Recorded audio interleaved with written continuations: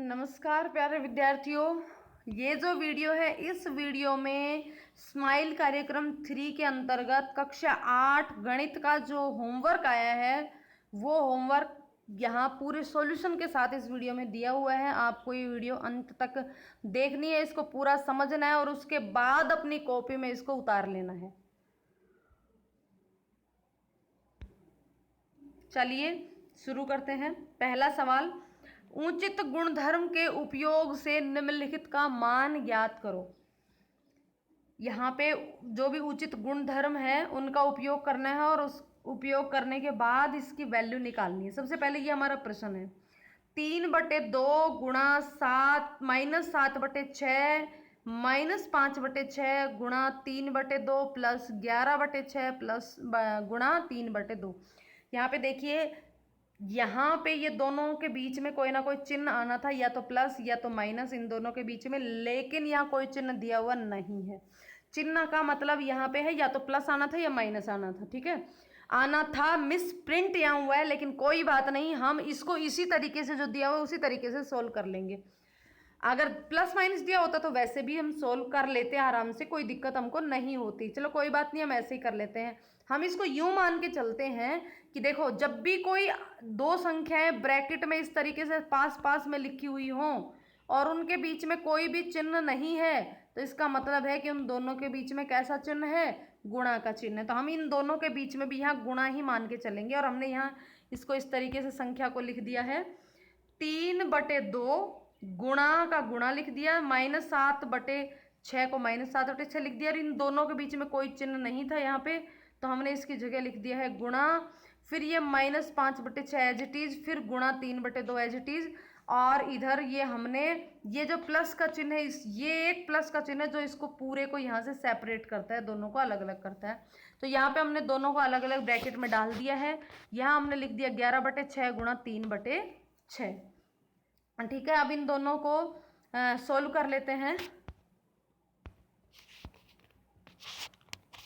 देखिए, जब गुणा करते हैं, किन्हीं भी भिन्नों का जब गुणा करते हैं या परिमेय संख्याओं का गुणा करते हैं, तो क्या होता है, ऊपर ऊपर की संख्याएं यानी कि अंश अंश की संख्याएं जो है वो एक साथ गुणा होती है और हर की संख्याएं एक साथ गुणा होती हैं।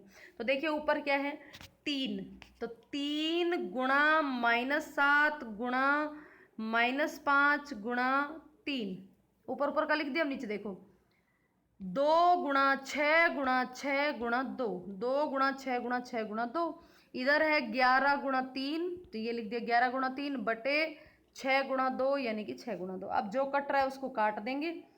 देखिए सबसे पहले तो 3 से कट रहा है, 3 एकम 3, 3 दूनी 6, फिर इधर भी ये 3 से कट रहा है, 3 एकम 3, 3 दूनी 6।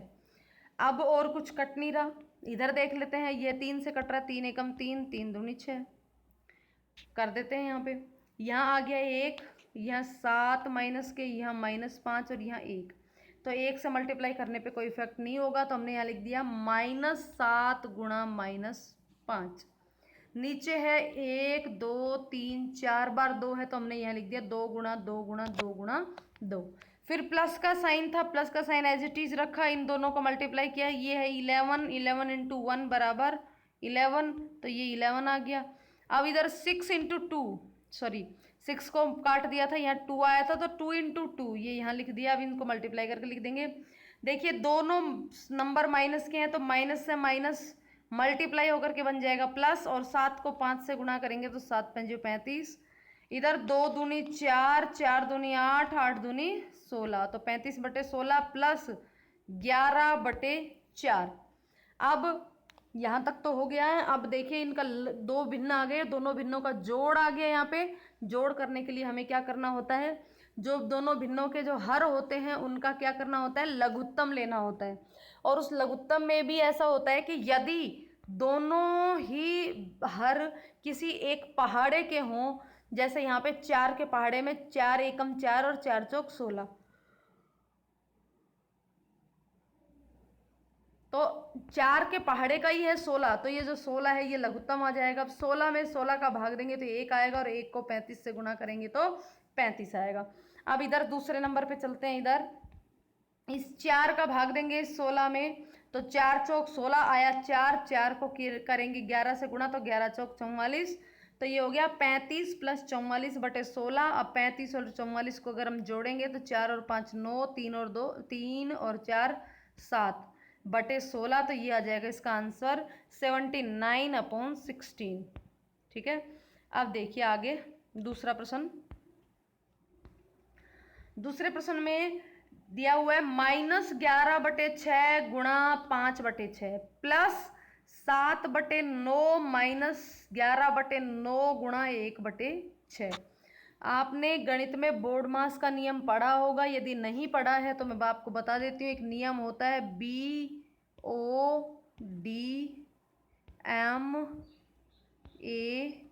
BODMAS, बोर्ड मास। बी का मतलब होता है ब्रैकेट, सबसे पहले हमें ब्रैकेट का हल करना होता है। उसके बाद ओ का मतलब होता है ऑफ, उसके बाद डी का मतलब डिवाइड, उसके बाद मल्टीप्लाई, फिर उसके बाद एडिशन और सबसे लास्ट में सब्ट्रैक्शन। यानी कि सबसे पहले ब्रैकेट को हल करते हैं, फिर ऑफ, कहीं भी ऑफ दिया हुआ हो तो उसको हल करते हैं। उसके बाद डी मतलब डिवाइडेशन यानी कि भाग, यदि पहले भाग दिया हो तो उसको हल करते हैं।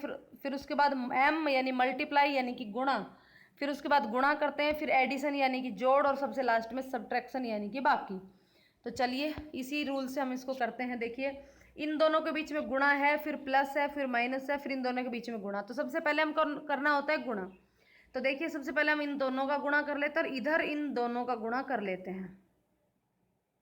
ठीक है, तो ये हमने लिख दिया -11/6 गुणा 5/6 प्लस 7/9, ऐसे कैसे, फिर -11/9 गुणा 1/6। इनको हल कर लेते हैं पहले। अब भिन्नों का गुणा मैंने बताया था, अंश को अंश से गुणा करते हैं और हर को हर से गुणा कर देते हैं। तो देखिए अंश है हमारा 11, माइनस के 11 और 5, तो यहाँ हमने गुणा कर दिया -11 गुणा 5, और नीचे है 6 गुणा 6, तो 6 गुणा 6 प्लस 7/9 एज इट इज, -11 एकम 11 और 9 छिंग 54, तो 11 पंजे 55, ये माइनस के 55/36, ये प्लस के 7/9 और ये फिर माइनस के 11/54। अब जो ये संख्या आ गई हमारी 3, जिसमें पहली माइनस की है और अंतिम माइनस की है और बीच में जो है ये प्लस की है। तो अपने को क्या करना है, तीनों हरों को लेकर के उनका एलसीएम निकालना है। एलसीएम किस किस का निकालना है, 36, 9 और 54 का। देखिए हमने सबसे पहले लिख दिया 36, 9 और 54, तीनों को कॉमा लगा करके लिख दिया। फिर इस भाग विधि से गुणनखंड करेंगे, हम इसके एलसीएम निकालेंगे। सबसे पहले देखिए 36 और 54 दोनों ही 2 से विभाजित हैं, तो सबसे पहले 2 का भाग देंगे। 2 का भाग 36 में देंगे तो आएगा 18, 9 में जाएगा नहीं इसलिए 9 का 9, 54 में देंगे तो 27। आप देखिए 2 संख्याएं तो विषम संख्या और एक 18 ऐसी जिसमें 2 का भाग जाएगा। हमें ऐसी संख्या ढूंढनी है जिसका भाग कम से कम 2 में जाए। तो ऐसी संख्या अब हमारी मिलेगी 3 का हम भाग देंगे। सबसे पहले 18 में देंगे, 18 में 3 का भाग दिया, ये आ गया 6, फिर 9 में 3 का भाग दिया आया 3, फिर 27 में 3 का भाग दिया आया 9। वापस से 3 का भाग देंगे, 3 का भाग 6 में दिया 2, 3 में दिया 1 और 9 में दिया 3। अब नीचे बच गया 2 और 3। अब देखिए 2 का भाग देंगे, 2 का भाग एक बार चला जाएगा और 3 का भाग एक बार, तो ये हो जाएगा, ये सारे जितने भी आए हैं ना ये, इनको यूं गुणा कर देंगे मल्टीप्लाई, तो ये हो जाएगा इसका एलसीएम। तो हमने किया 2 गुणा 3 गुणा 3 गुणा 2 गुणा 3, तो हम गुणा कर देंगे 2 तिया 6, 6 तिया 18, 18 दूनी 36 और 36 तिया 108, लघुत्तम आ गया 108। अब इस 108 में भाग देना है सबसे पहले 36 का, कितनी बार जाएगा देखिए कैसे पता करेंगे कितनी बार जाएगा। यहाँ पे 36 ले आओ मल्टीप्लाई करके और फिर उसके बाद जो बच गया उतनी बार ही जाएगा। देखो 2 तिया 6, 6 तिया 18, 18 दूनी 36, इन चारों का मल्टीप्लाई करने पे 36 आ रहा है, तो कितना बच गया केवल 3। तो अगर हम 36 का भाग देंगे 108 में तो 3 बार जाएगा, तो ये हमने लिख दिया 3 गुणा अंश में जो लिखा हुआ है -55, तो -55, फिर प्लस का साइन यूं का यूं, फिर 108 में 9 का भाग देंगे। अब देखो 9 किन 2 का गुणा करने पे 9 आ रहा है, देख लेते हैं। 3 गुणा 3 इन 2 का गुणा करने पे 9 आ रहा है, तो बच गया ना उतनी बार ही इसमें भाग जाएगा। तो कितना बच गया, 2 दूनी 4 और 4 तिया 12, कितने आ गए 12। तो यहाँ हमने लिख दिया 12 गुणा ऊपर अंश में है 7, तो ये हमने लिख दिया 7। फिर चिन्ह माइनस का है तो माइनस, 108 में 54 का भाग देंगे तो 2 बार जाएगा, तो 2 गुणा, ये बीच में माइनस का चिन्ह माइनस का यूं रहेगा, 2 गुणा अंश में है 11 तो 11, अब बस मल्टीप्लाई करके लिख दो। 55 को 3 से गुणा किया तो 5 तिया 15, हासिल 1, 5 तिया 15 और 1 16, तो 165 माइनस की। इधर हमने गुणा किया 12 को 7 से, तो 12 7 84, फिर 11 दूनी 22, यहाँ ये माइनस का है, माइनस 165 माइनस 22 और प्लस 84। 2 माइनस की 1 प्लस की, तो पहले दोनों माइनस माइनस को ऐड कर देंगे, 22 और 165 को ऐड करेंगे तो ये हो जाएगा माइनस 187 और प्लस के हैं 84। 1 प्लस 1 माइनस घटेगा, घटेगा किस में से, माइनस 187 ज़्यादा है तो उसमें से 84 घट जाएगा तो बच जाएगा माइनस 103 और बटे में 108 है जो है ही, तो इसका उत्तर हो जाएगा 103 बटे 108।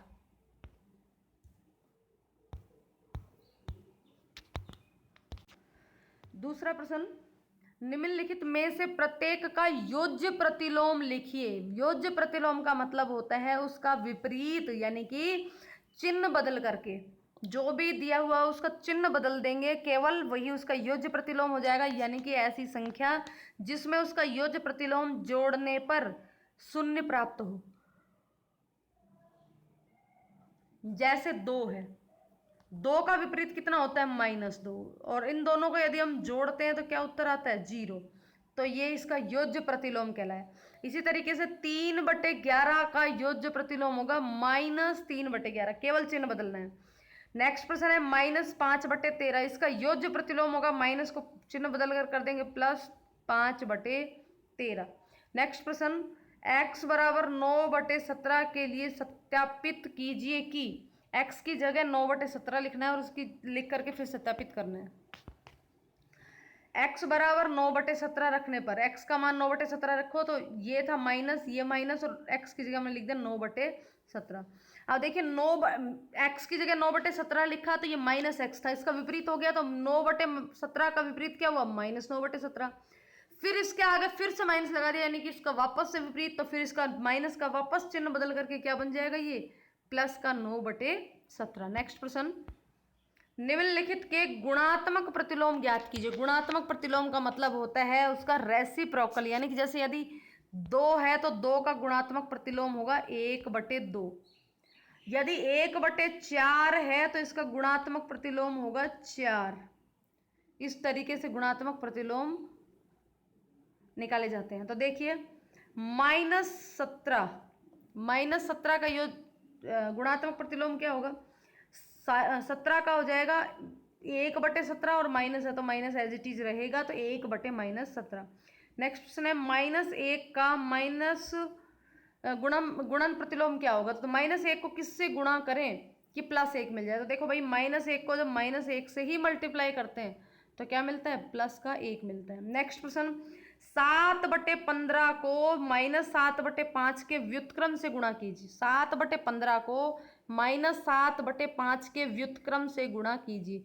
व्युत्क्रम का मतलब होता है रेसिप्रोकल, यानी कि किसी भी परिमेय संख्या के अंश और हर को आपस में बदल देना ही क्या कहलाता है, व्युत्क्रम कहलाता है। जैसे 1/2 तो इसका व्युत्क्रम हो जाएगा 2/1। 3/7 का विपरीत नहीं व्युत्क्रम होगा 7/3।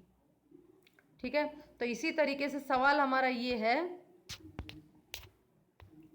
कि 7/15 को किससे गुणा करना है, -7/5 के व्युत्क्रम से गुणा करना है। यानी कि सबसे पहले -7/5 का व्युत्क्रम निकालेंगे तो अंश तो है 7 और हर है 5, तो उल्टा हो जाएगा, अंश तो बन जाएगा 5 और हर बन जाएगा -7, तो -7/5 का व्युत्क्रम होगा 5/-7। ऑप्शन कह रहा है कि 7/15 को इस संख्या के व्युत्क्रम से गुणा करो, तो पहले हमने लिखा 7/15, फिर हमने गुणा का निशान लगाया, इसका व्युत्क्रम था 5/-7, तो हमने लिख दिया 5/-7। अब इसको काटा कैसे, देखो ऊपर भी 7 था नीचे भी 7 था, तो हमने 7 से 7 को कैंसिल कर दिया, चिन्ह कैंसिल नहीं हुआ है, ध्यान रखना अभी। फिर ऊपर 5 है नीचे 13 है, तो 13 को ऊपर 5 है नीचे 15 है, तो 5 एकम 5, 5 तिया 15, 3 से कट गया, तो इधर बच गया 1/3 और इधर बच गया 1/1, 1/-1। ऊपर के अंश को मल्टीप्लाई करेंगे तो 1 × 1 1, और 3 गुणा -1 यानी कि -3। तो इसका सही जवाब जो है वो हो जाएगा 1/-3।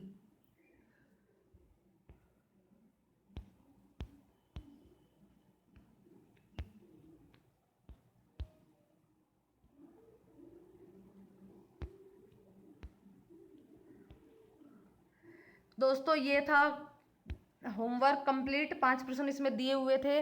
उम्मीद है आपको ये अच्छे से समझ में आया होगा। यदि आपको अच्छे से समझ में आया तो इसे लाइक और शेयर करें, अपने दोस्तों के साथ शेयर जरूर करें, और इस पूरे वीडियो को समझ करके इस जगह जगह इस वीडियो को पॉज करके और आपको इसका होमवर्क कॉपी में करके जांच करवाना है। और यदि आपने अभी तक इस चैनल को सब्सक्राइब नहीं किया तो चैनल को सब्सक्राइब करके बेल आइकन को क्लिक कर दे, ताकि आने वाले हर वीडियो का और हर होमवर्क का नोटिफिकेशन आपको मिलता रहे और आप इसी तरीके से अपना काम कर सके, वो भी समझ के। धन्यवाद।